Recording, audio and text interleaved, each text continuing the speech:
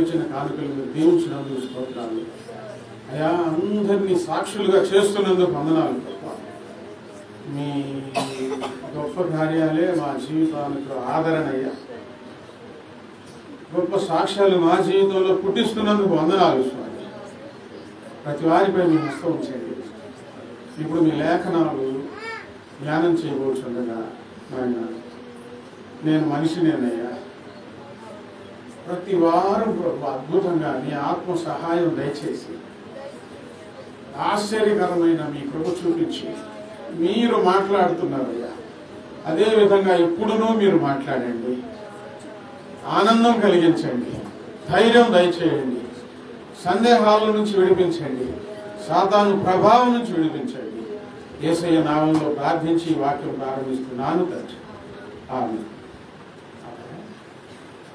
దైవ గ్రంథంలో నుండి ఇర్మియా గ్రంథము 31వ అధ్యాయము 13వ వచనం. ఇర్మియా గ్రంథం 31:13.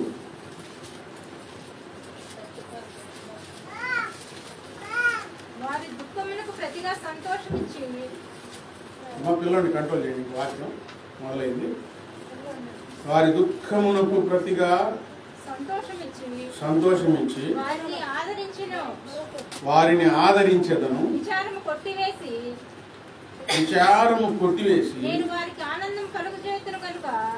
నేను వారికి ఆనందము కలుగజేతును. ఈరోజు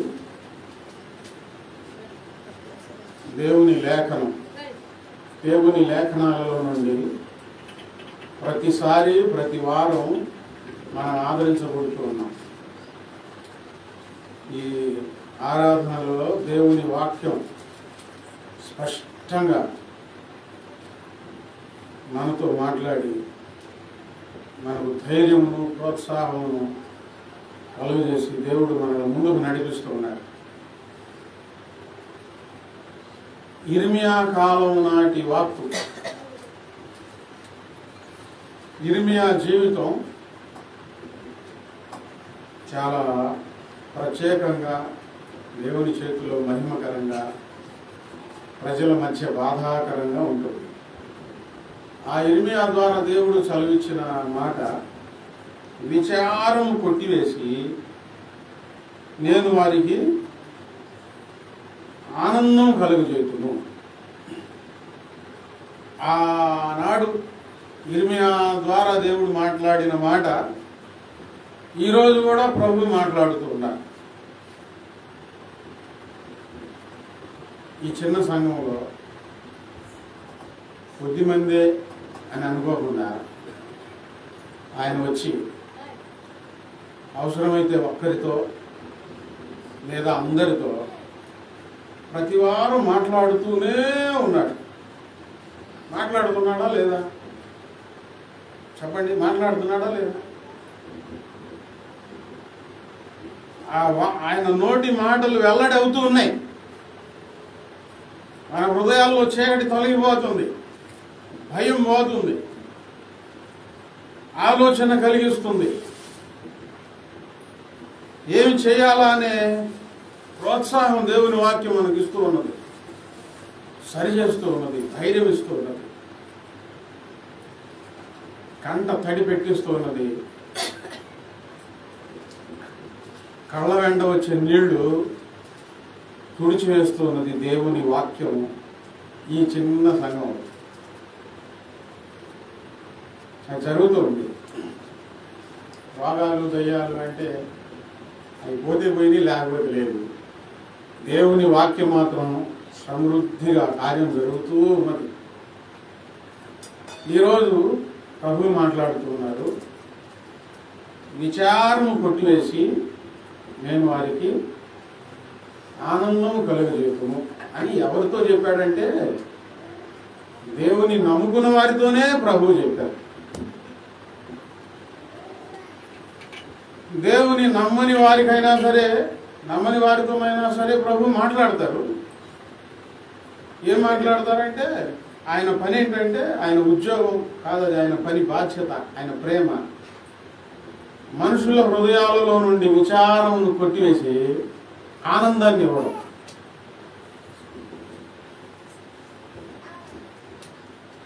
తెలుసో తెలియకో పొరపాటును మనుషుల మాయలలో పడో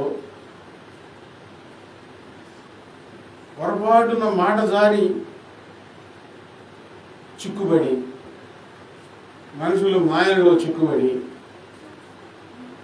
చేతులారా చేసుకొని దేవుని నమ్మిన వారైనా నమ్మని వారైనా విచారాన్ని కొని తెచ్చుకుంటా ఉంటారు.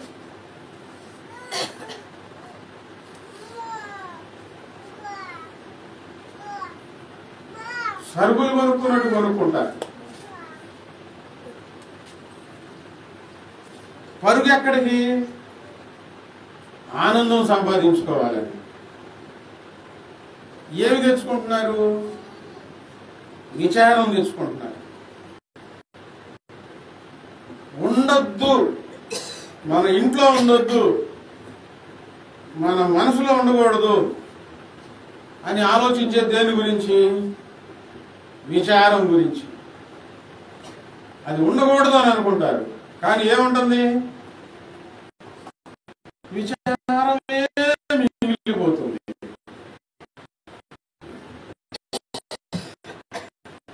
ఈ విచారాన్ని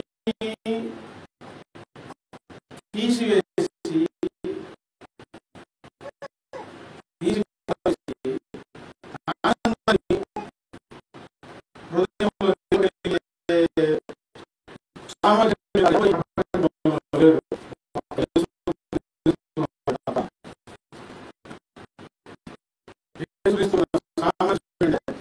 హృదయం విచారం తీసివేసి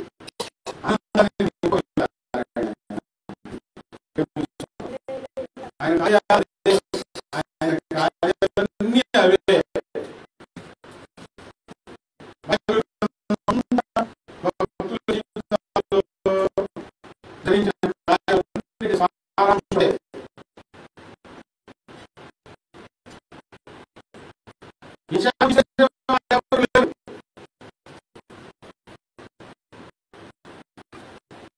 అవసరమైతే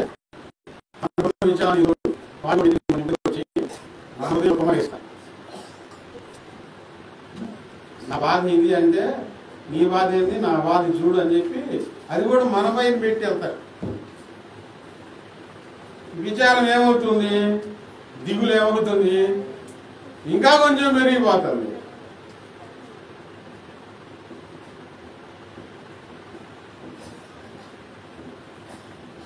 ఈ ఇదులు చేసేదానికి తోడు, మనం చేతులారా చేసుకునేదానికి తోడు సాతాను గాడు లేని ఆలోచనలు పెట్టివేసేసి పెట్టేసి అవి జరగవు. అసలు లేనిపోయిన ఆలోచనలు మనసులో పెట్టేసేసేసి నిజంగా జరిగినట్లు, జరిగిద్ది అన్నట్లుగా ఊదుతా ఉంటాడు పక్కన చెవులో. అంటే ఇప్పుడు మీరు రోడ్డు మీద నడిచి వెళ్తా ఉన్నారు అనుకోండి, సాతాను గాడు ఏం చెప్తాడు? చెవు దగ్గరకు వచ్చేసేసి అతుగో లారీ వస్తుంది, అతుగో బస్సు వస్తుంది, గుద్దేసిద్దిగా నువ్వు చచ్చిపోతావుగా, ఇప్పుడు నీ పిల్లలు ఏమవుతారు? అది జరిగిద్దా అంటే జరగదు. నీ పక్కన ఆలోచన పెట్టేసేసి గందరగోళం చేస్తూ ఉంటాడు. ఇప్పుడు మనసులో ఏం పెరుగుతూ ఉంటే విచారం పెరిగిపోతూ ఉంటుంది. నిజంగా అలాంటి ఆలోచనలు వస్తాయా పాస్టర్ గారు? అమ్మా వందనాలు అమ్మా, వాక్యం అమ్మ, ఇది వాక్యాన్ని పక్కన పెడితే దేవుడిని పక్కన పెట్టినట్టే. చెప్పాను కంట్రోల్లో చేయండి అని. నువ్వు ఇక్కడ ఆటలాడుకుంటూ కూర్చుంటే వాక్యం ఏమంటావు?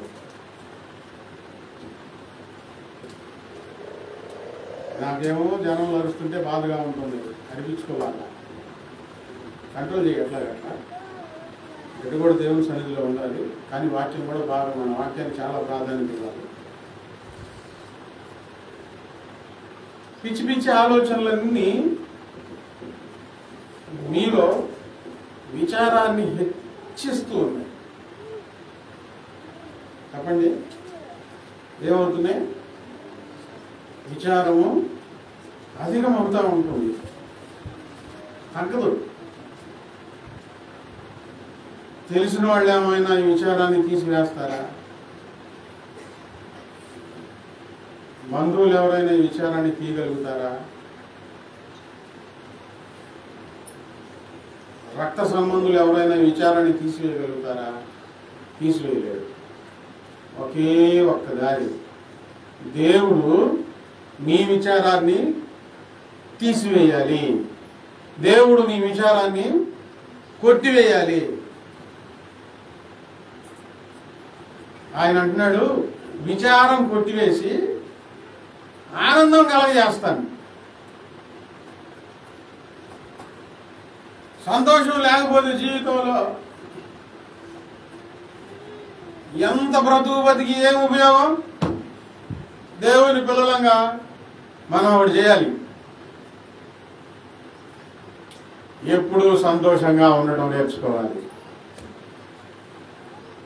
ఎప్పుడు ధైర్యంగా ఉండటం నేర్చుకోవాలి. విచారానికి చోటు ఇవ్వకూడదు. దేవుని దగ్గరికి వెళ్ళి ఆయన చేతికి అప్పచెప్పాలి. ప్రభువా, నాలో ఉన్న విచారాన్ని తీసివేయి ప్రభువా అని ఆయన చేతికి అప్పచెప్పాలి. సాతాను మాటలు, సాతాను స్వరం, దుర్వార్తలు. చెప్పండి, ఏంటి మరి? దుర్వార్తలు. సాతాను స్వరం దుర్వార్తలతో నిండి ఉంటుంది. ఈ దుర్వార్తలు ఏదైనా సరే ఏదో ఒక విధంగా నీకు వినపడతా ఉన్నప్పుడు, ఏ విషయంలోనైనా నీ కంగారు విచారాలు ఎక్కువైపోతాయి. ఇప్పుడు నీకు నిజం వినపడాలి, ఏమి జరగబోతుంది, ఏమి జరిగింది అనేది నీకు వినపడాలి. అప్పుడు ఏమవుతుంది? సంతోషం కలుగుతుంది. అప్పుడేం కలుగుతుందండి? నిజం తెలిస్తే ఏం జరుగుతుంది? సంతోషం వస్తుంది. అబద్ధం వినబడినంతకాలం, అబద్ధాన్ని గురించి ఆలోచించినంతకాలం గుండెల్లో దడ, భయం, వణుకు.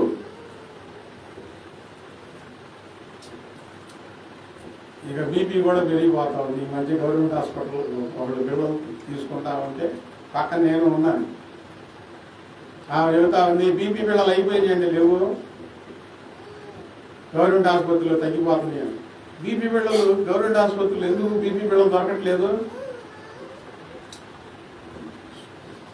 అందరికీ బీపీలు పెరిగిపోతా ఉన్నాయి. గవర్నమెంట్ ఆసుపత్రిలో కూడా బిళ్ళలు ఖాళీ అయిపోతా ఉన్నాయి, బీపీలు పెరిగిపోయి. ఓవరగా ఆలోచించుకుంటా కూర్చోవద్దు.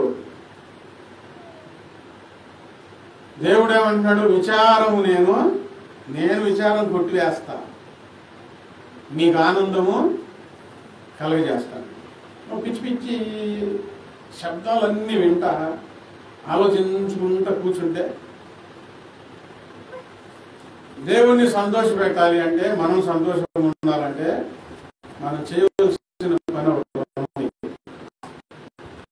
ఇప్పుడు దేవుని పిల్లలని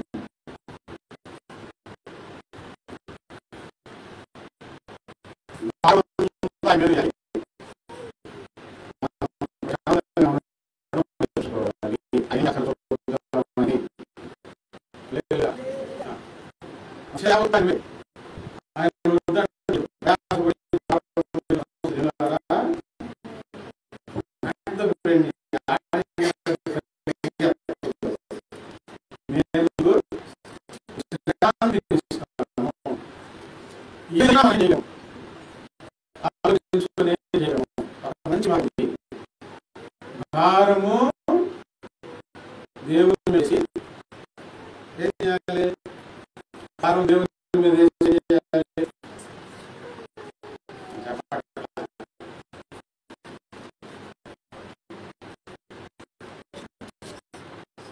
భారం దేవుని మీద ఏం చేయాలి?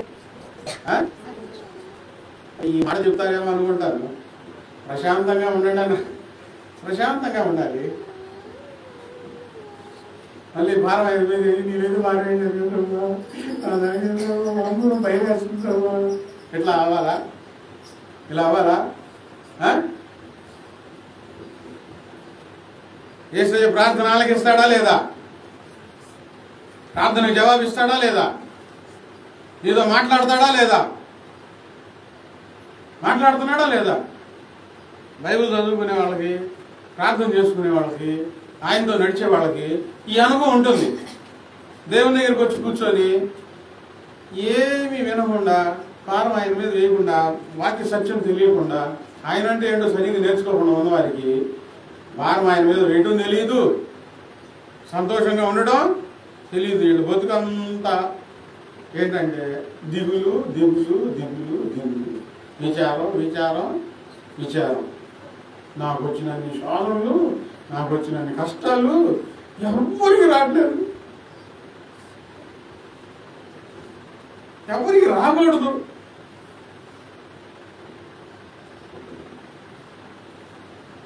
నేను ఒక సత్యం నేర్చుకున్నాను. నా ముందు నీ ఉండగా, నా ప్రక్కల నీ ఉండగా, నా వెనుక నీవే కావలి ఉండగా, భయమేలా నాకు.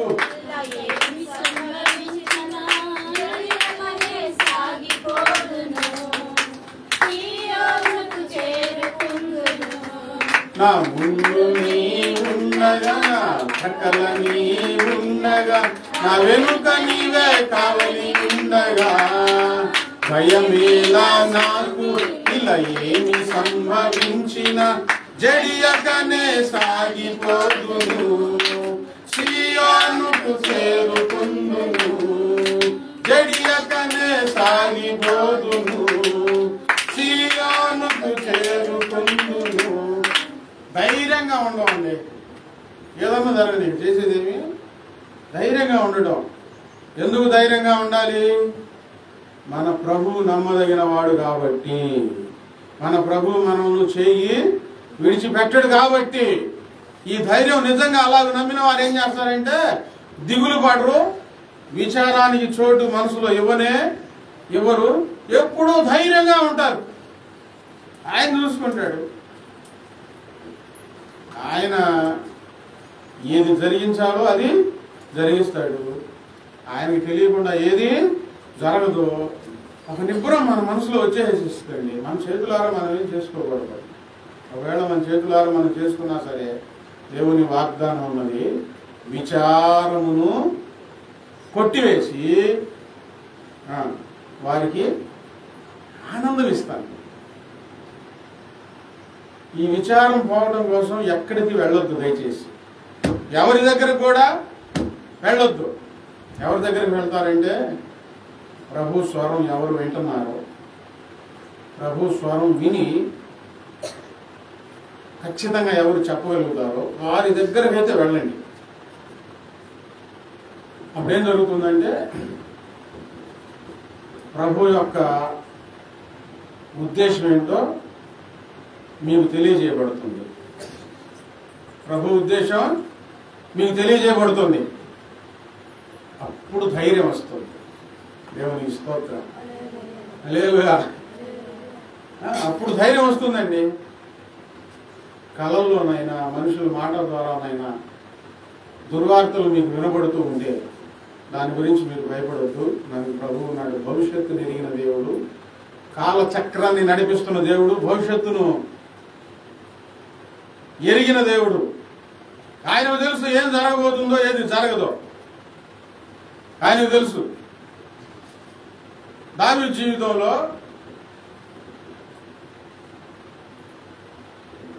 మరణ భయాలు, చెప్పండి ఏంటి? మరణ భయాలు చుట్టుకున్నాయి. బాగా పెనవేసేసినాయి. ఇక నేను బ్రతకను అన్నంత భయం వచ్చేసేసింది. సాతాన్ గాడు ఉంటాడుగా పక్కకు వచ్చి, అయిపోయింది నీ పని, శబ్దం వినబడతా ఉంది. ఆ పరిస్థితుల్లో ఏం చేయాలి? ఓపికతో దేవుని పాదాల దగ్గరకు వచ్చి ప్రార్థన చేసుకున్నాడు. మధ్యలోనే నేను వెళ్ళిపోవాల్సి వచ్చిందని అనుకున్నాడు, కానీ ప్రార్థన చేసుకున్నాడు. ఇన్ని వాగ్దానాలు ఇచ్చిన దేవుడు మధ్యలో నన్ను ఎందుకు తీసుకెళ్తాడు అని దేవుని దగ్గరకు వచ్చి ప్రార్థన చేసుకొని ఆ మరణ భయాలను జయించాడు. ఎలాగ జయించాడంటే ప్రార్థనలో దేవుడు మాట్లాడాడు. ప్రార్థనలో ఆయనతో. ఇక నాకేమీ కాదు. ఒకవైపు నుంచి అబద్ధం వినబడుతుంటే భయము విచారాలు కలుగుతాయి. దేవుని దగ్గర సత్యము నిజం వినబడుతూ ఉంటే విచారం కొట్టివేయబడుతుంది. హల్లెలూయా. విచారము కొట్టివేయబడుతుంది. నిజం తెలిసినప్పుడు. ఇలాగ నా జీవితంలో చాలాసార్లు జరిగింది. దేవుని నిజమైన స్వరం ఉద్దేశం తెలిసినప్పుడు మరలా ధైర్యం కలిగింది. ముందుకు సాగడం మొదలు పెట్టాను. యెషయా గ్రంథం 14వ అధ్యాయము 4వ వచనం.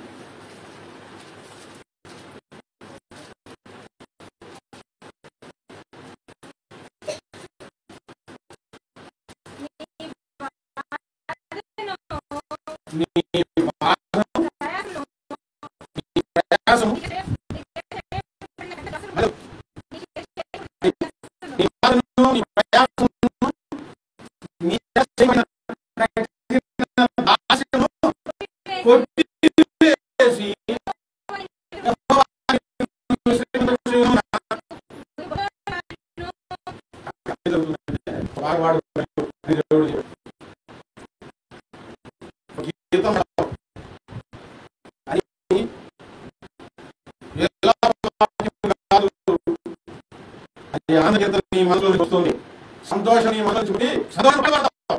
బబులోను రాజు గురించి నీవు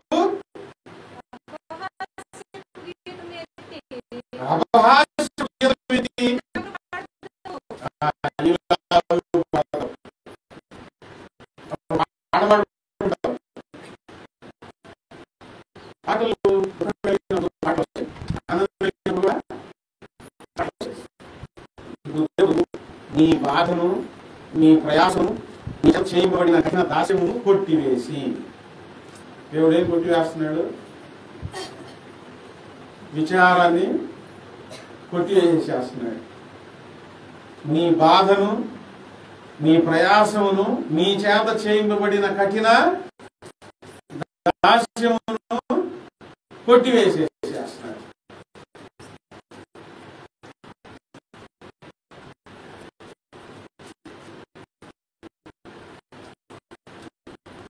విచారాలు అంటే సంతోషం, బాధ, వ్యక్తి చాకిరి, నీ చేత చేయిస్తా ఉంటే కొన్ని పరిస్థితులు అలా వచ్చేస్తాయండి. ఈ మధ్య ఒక కథనం చదివాను. ఒక ఆయన వేరే చోటకు పనులకు వెళుతూ ట్రైన్ ఆగితే ట్రైన్ దిగి టీ తాగడానికి వెళ్ళాడంట. టీ తాగడానికి వెళ్ళి వచ్చేసరికి ట్రైన్ వెళ్ళిపోయింది. ఈయన దగ్గర చేతిలో డబ్బులు లేవు.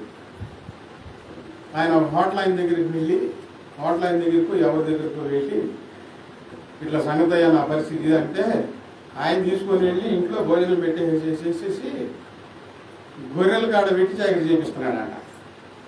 20 సంవత్సరాలు డబ్బులు ఇవ్వకుండా, ఎటు బయటికి మానివ్వకుండా కట్టేసి చాకరీ చేయించాడంటే డబ్బులు ఇవ్వట్లా. ఈ మనిషిని పోనివ్వటం లేదు. చిన్నగా అది బయటకు వచ్చింది. కలెక్టర్ గారి ద్వారా, వారి ద్వారా ఈ మనిషిని కుటుంబస్తుల దగ్గరకు పంపించారు. నిజంగా 20 సంవత్సరాలు ఇంటికి దూరం అయిపోయి, ఒక అతని చేతిలో బందీ అయిపోయి, వెట్టి చాకిరి చేస్తూ ఎంత బాధపడి ఉంటాడు. ఎంత బాధపడి ఉంటాడు, ఎన్నాళ్ళు బాధపడ్డాడు, 20 సంవత్సరాలు చాలా ఏడ్చుంటాడు లోపల లోపల. కొన్నిసార్లు పరిస్థితులు అలాగూ ఇరికింపజేస్తాయి. ఏం చేయాలంటే వెట్టి చాకిరి చేయాలి. ఏం చేయాలి? వెట్టి చాకిరి చేయాలి. విజయమ్మ గారు కోంట్లో సాక్ష్యం చెప్పినప్పుడు ఎంతమంది గుర్తుంది? సాక్ష్యం అంతా గుర్తుందా? వాక్యాలు సాక్ష్యాలు వినేటప్పుడు జాగ్రత్తగా వింటే మనసులో పడిపోయి చచ్చిపోయిందాక గుర్తులుగా మిగిలిపోతాయి. మేము సుకుమారంగా పెరిగి ఆ ఇంట్లో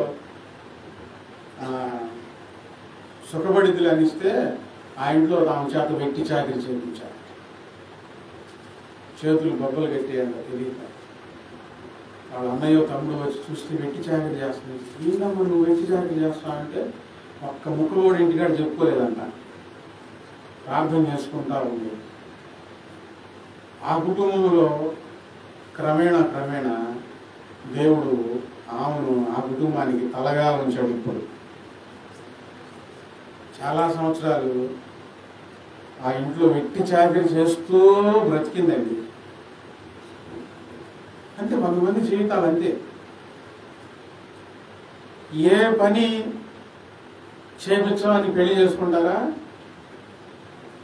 పెళ్లి చేసుకుని 3వ రోజుల నుంచే ఇబ్బంది పెట్టడం మొదలు పెట్టాలి. పనికి వెళ్ళి పని చేయాలి, పని చేయి, ఇక పని చేయి. కొంతమందికి ఏమో నువ్వు పనికి వెళ్ళొద్దు, ఇంట్లో ఉండి జాగ్రత్తగా ఉండంటే ఈ వీళ్ళ కొంతమందికి అర్థం కాదు. బయట ఎంతమంది వెట్టి చాకిరి చేసి ఇబ్బంది పడుతున్నారో, ఎంత లాడిపోతున్నారో వీళ్ళకి అర్థం కాదు. కొంతమంది ఇక వివాహం అయిపోయిన తర్వాత ఇక తప్పించుకునే పరిస్థితి ఉండదు కదా, తప్పదు, ఇక చాకిరి చేయాలా. అటువంటి పరిస్థితులు భయానకరమైన ఏ పరిస్థితుల నుంచి అయినా సరే దేవుడు ఏం చేస్తాడంటే చూసి చూసి చూసి ఆయన కల్పించుకొని నీ బాధ, నీ ప్రయాసమును, నీ చేత చేయింపబడిన కఠిన దాస్యమును ఫినిష్ కొట్టివేసేసి యెహోవా నిన్ను విశ్రమింపు చేయు దినమున. మీరు బాధపడతా ఉన్నారేమో వెట్టి చాకిరి చేస్తూ.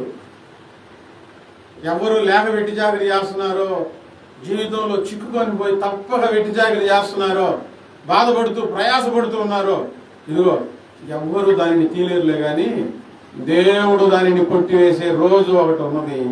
మీకు విశ్రాంతి కలగజేసే రోజు తప్పకుండా ఉంది. కొట్టివేసేసి మీ మనసులో ఉన్న విచారాలను కొట్టివేస్తాడు.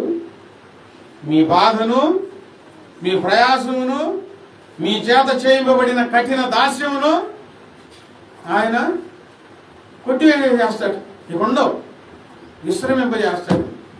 ప్రశాంతంగా జీవనం చేయగలిగే స్థితి దేవుడు ఖచ్చితంగా కలిగిస్తాడు.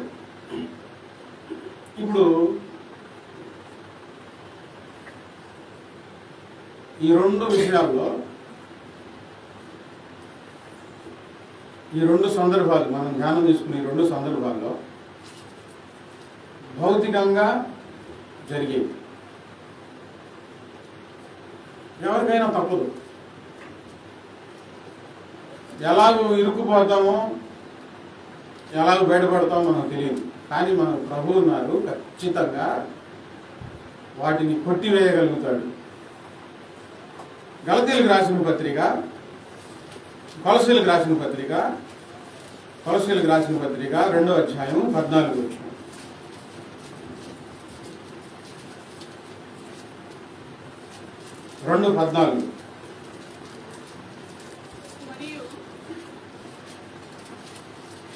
మరియు అపరాధముల వలనను శరీరమందు సున్నతి పొందక ఉండుట వలనను మీరు మృతులై ఉండగా దేవుడు వ్రాత రూపకమైన ఆజ్ఞల వలన మన మీద రుణముగాను మనకు విరోధముగాను ఉండిన పత్రమును మేకులతో సిలువకు కొట్టి దాని మీద చేవ్రాతను తుడిచివేసి మనం అడ్డం లేకుండా దానిని ఎత్తివేసి మన అపరాధములన్నిటినీ క్షమించి ఆయనతో కూడా మిమ్మల్ని జీవింపజేసాను. వినండి, దేవుడు ధర్మశాస్త్రాన్ని అనుగ్రహించాడు మోషే ద్వారా ఇశ్రాయేలు ప్రజలకు. దేవుడే ఇచ్చాడు ధర్మశాస్త్రాన్ని. ఎందుకు? అబ్రహాము సంతానం ఇశ్రాయేలు ప్రజలు యేసుక్రీస్తు వారు వచ్చే వరకు, యేసుక్రీస్తు వారు పరిపూర్ణమైన బలి అర్పించే వరకు, లోకంలో ఉన్న మనుషులందరి పాపలు తుడిచేసే వరకు ఇశ్రాయేలు ప్రజలకు ఈ ధర్మశాస్త్రం అనేది గుర్తుగా, ఛాయగా ఇవ్వబడింది. ఈ ధర్మశాస్త్రంలో ఉన్న విధులను బట్టి వీళ్ళు జీవించాలి. ధర్మశాస్త్రం చాలా కఠినంగా ఉంటుంది. ఈ ధర్మశాస్త్రాన్ని అనుసరించాలంటే చాలా కష్టం. మనసు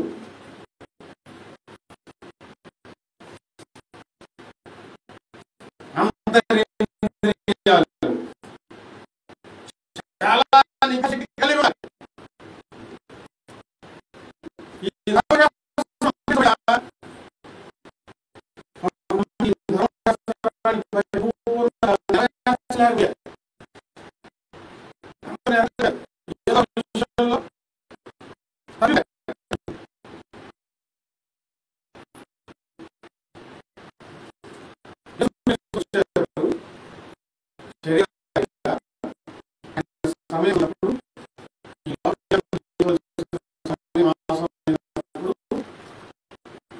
ఆయన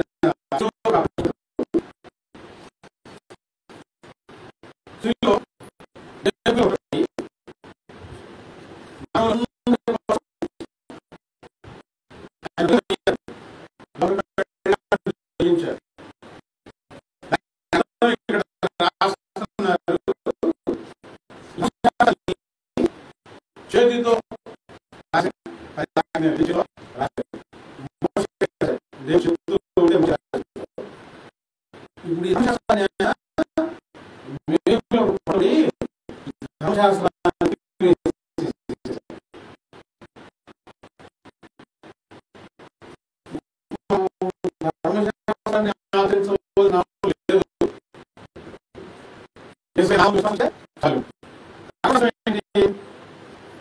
ఇప్పుడు పాపములకు శిక్ష, పాప పరిహారం ఇలా ఉంటుంది. చూపించారు అంతే ధర్మశాస్త్రంలో.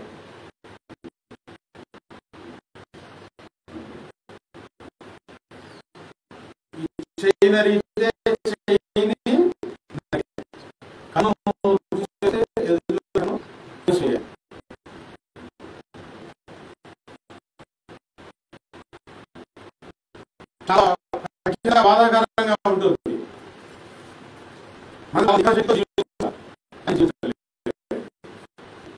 ధర్మశాస్త్రాన్ని ఆయనే ఇచ్చాడు, ఆయనే రాశాడు, ఆయనే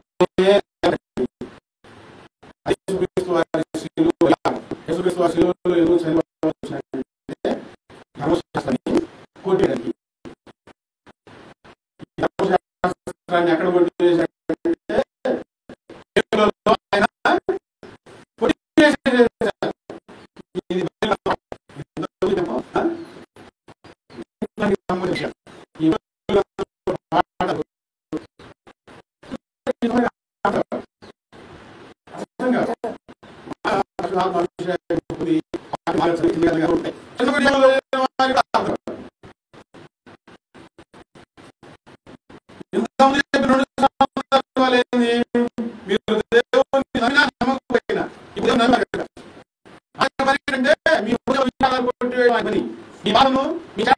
చేస్తున్న కఠినమైన చాకిరిని, వెట్టి చాకిరిని, మీ ప్రయాసమును కొట్టివేయడం ఆయన పని. లోక కళ్యాణం నిమిత్తం ఏ దేవుడైతే ఈ ప్రపంచంలో ధర్మశాస్త్రాన్ని అనుగ్రహించాడో ఆయనే ఆ ధర్మశాస్త్రాన్ని కొట్టివేయాలి. ఇంకా ఎవరి వలన కానే కాదు. యేసుక్రీస్తు వారి సిలువలోనే చనిపోవడానికి కారణం, ఆ మేకులకు కొట్టబడి అలాగే చనిపోవడానికి కారణం, అది ముందుగానే ప్రవక్తల ద్వారా దేవుడు రాయించి ఉంచాడు. అందుకని ఆయన సిలువలోనే చనిపోవచ్చు.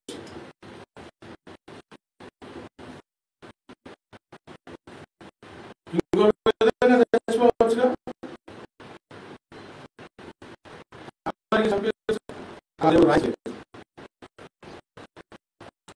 కర్రలతో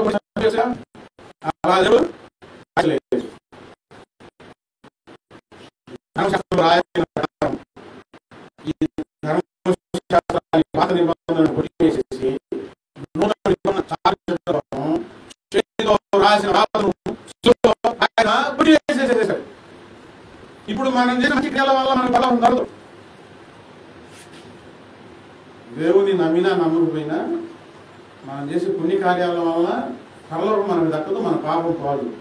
మన పాపం పోవాలి అని అంటే యేసుక్రీస్తు వారు సిలువలో బలి పశువుగా బలియాగం అవ్వాలి. ఆయన వచ్చారు, ఆయనే బలియాగం అయ్యారు. ఈ ధర్మశాస్త్రాన్ని ఆయన కొట్టివేసేసేసారు. అంటే పాపాన్ని కొట్టివేసేసేసారు. పాపంతో సంబంధం లేదు. ఆయన సిలువలో బలియాగం అయిపోయి నీ పాపాన్ని కొట్టివేసేసేసారు. హల్లెలూయా. నీ పాపాన్ని కూడా ఆయన ధర్మశాస్త్రంలో తుడిచివేసేసినట్టు సిలువలో నీ పాపాన్ని కూడా కొట్టివేసేసేసారండి. ఎవరు నమ్ముతారో వాళ్ళ పాపాలు క్షమించబడతాయి. నా పాపం సిలువలో యేసుక్రీస్తు వారు కొట్టివేసేసారు. వినండి, ఒక చిన్న తప్పు మనిషిని చాలా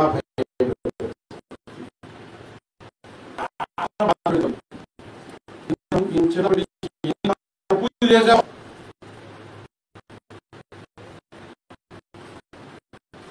ఎంత భయం, ఎంత ప్రమాదం. తర్వాత తెలుసుగా చేస్తా ఉంటే ఇప్పుడు విచారం వచ్చిద్దా లేకపోతే సమస్య చెప్పండి, ఏమొస్తుంది? విచారం వచ్చిద్దా, సంతోషం వచ్చిద్దా?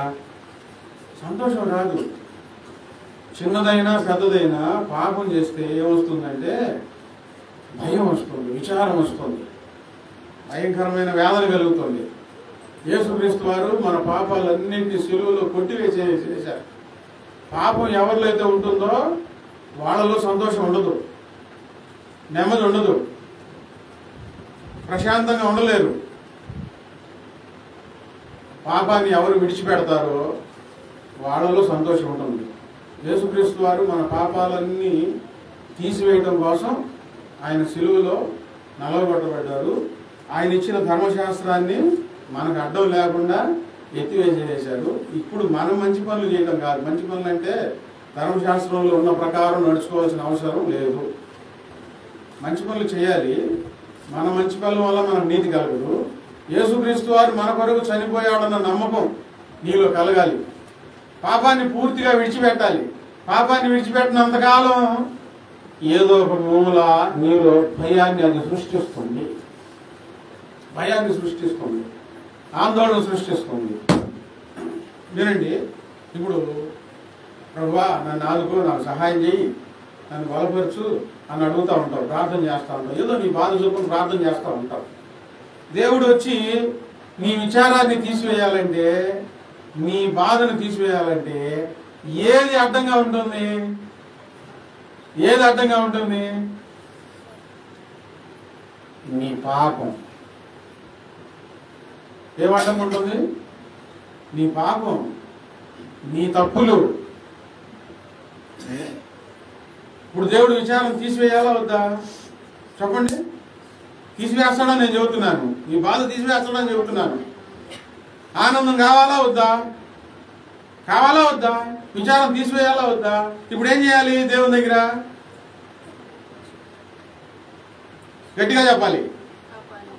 ఏ తప్పులు ఇంకా దాచిపెట్టుకొని కొనసాగుతూ ఉన్నావో వాటిని దేవుని పాదాల సన్నిధిలో ఆయన నీ కోసం సిలువలో ఎంత బాధపడ్డాడు. తప్పులు చేయమనా, తప్పులు మానుకోమనా? చెప్పండి. అబద్ధాలు చెప్పమనా, ఇంకా మోసం మాటలు చెప్పమనా? ఆయన సిలువలో బాధపడింది.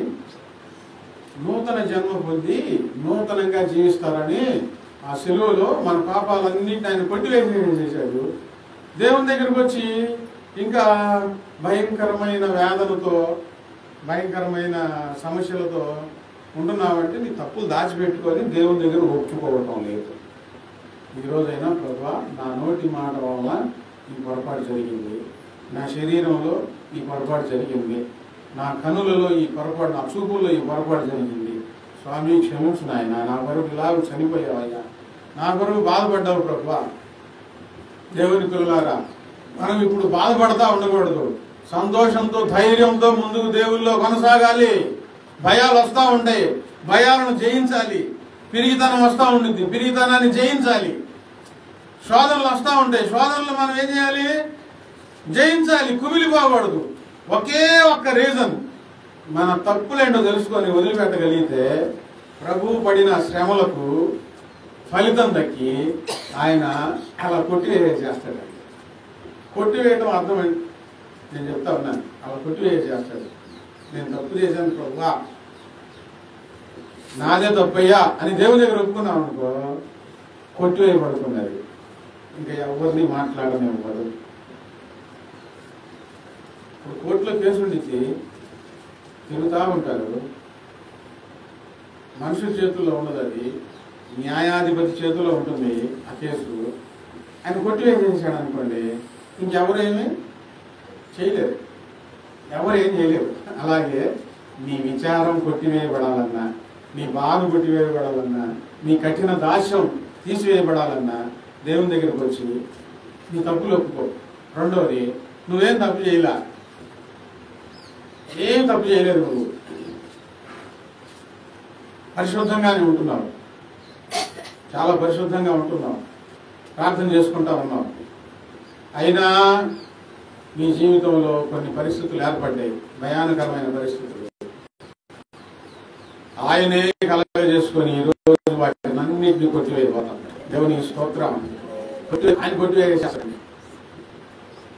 పరిశుద్ధంగా జీవిస్తున్న వారికి విచారాలను ఆయన కొట్టివేసేస్తాడు.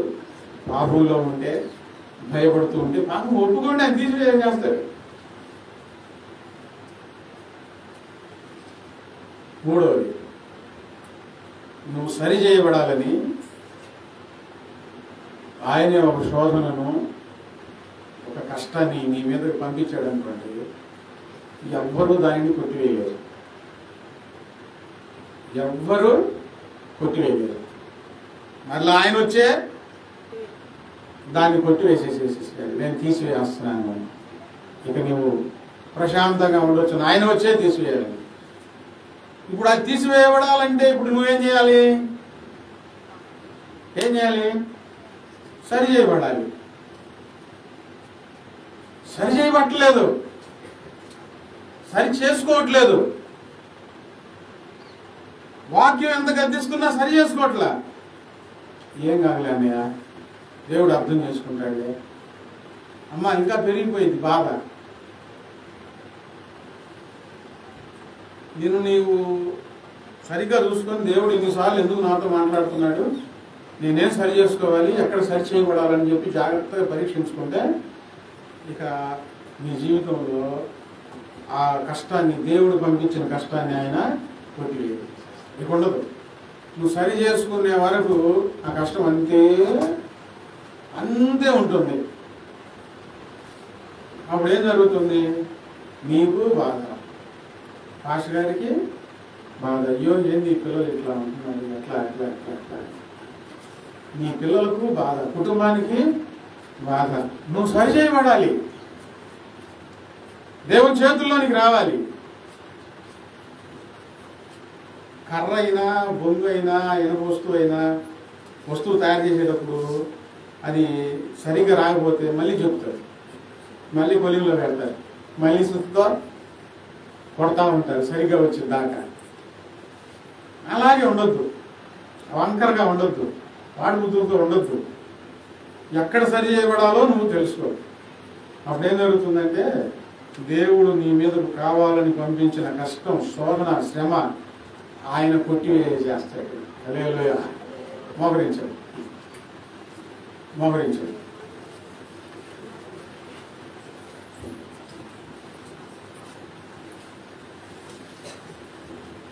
అందరూ ఈరోజు విన్న వాక్యాన్ని బట్టి ప్రార్థన చేసుకోండి. దేవుని బిడ్డగా నీ మనసులో విచారం ఏలుబడి చేయకూడదు. ఆనందం ఉండాలండి. సింహాల భూమిలోకి వెళ్ళేటప్పుడైనా ఆనందంగానే ఉండాలి. అగ్ని జ్వాలల్లో వెళ్ళేటప్పుడైనా ఆనందంగానే ఉండాలి. వాళ్ళు భయపడలా, ధైర్యంగా ఉన్నారు. విచారం కొట్టివేయగలిగిన శక్తిమంతుడు సమర్థుడు యేసుక్రీస్తు వారు ఒక్కరే. బాధను కఠినమైన దాస్యమును కొట్టివేయగలిగిన సమర్థుడు యేసుక్రీస్తు వారు ఒక్కరే. నీవు కన్నీరు విడిచి చేస్తున్న ప్రార్థనలు, ఎన్నాళ్ళు కన్నీరు విడిచి చేస్తున్న ప్రార్థనలు ఆయన విన్నాడు. ప్రార్థన చేస్తున్నావు, మంచిదే. నిన్ను నీవు సరి చేసుకో,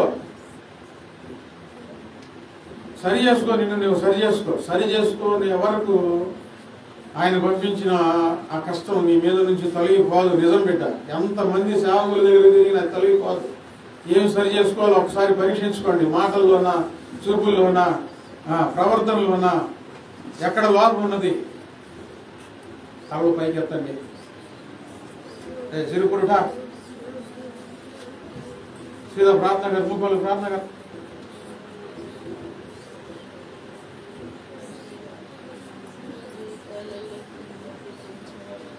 మీ విచారం కొట్టివేసి